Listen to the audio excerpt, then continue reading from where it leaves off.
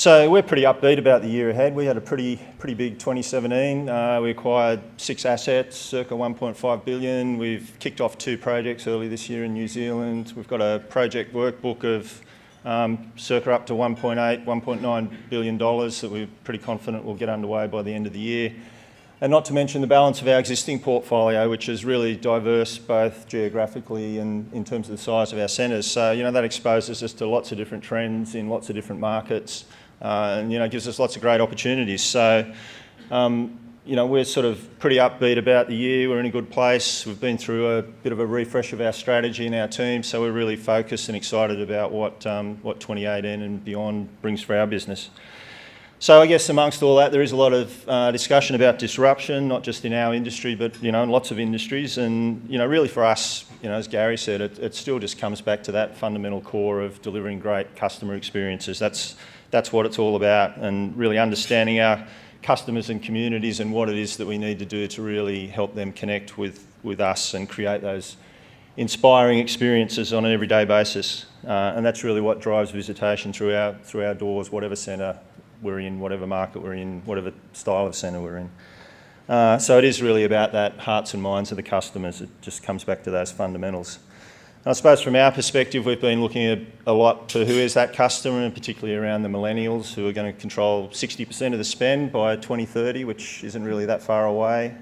Already some of the older end of that cohort are sort of hitting their peak learning period, but they are different to the customers we've had in the past. We know they're more socially and environmentally conscious. They feel frustrated that they can't create change, and they're looking more to landlords, retailers to help that happen, whether that's around energy or waste or the environment more broadly. So, we've got to think differently about how we act and how we engage with those groups if we want to continue to be successful and lock them in as our core customers going forward.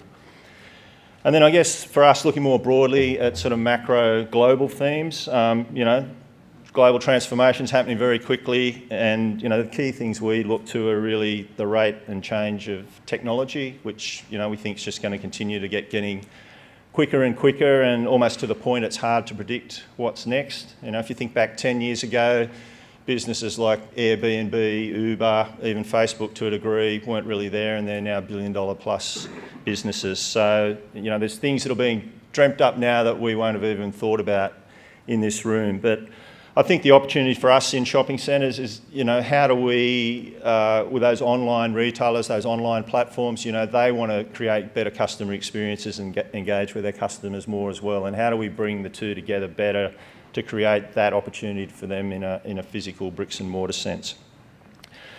And then urbanisation. By 2030, we're going to see 2/3 of the world's population living in cities. So, we're already seeing it in Sydney and Melbourne, but, the population is moving towards that urban densification, people living in smaller spaces, closer to the city, closer to the transport, closer to where they work. And I think that's going to be a trend we'll continue to see, and that's going to drive, more demands on the space that we've got. 24-hour accessibility, wanting food and beverage and convenience and dining on their doorstep anytime.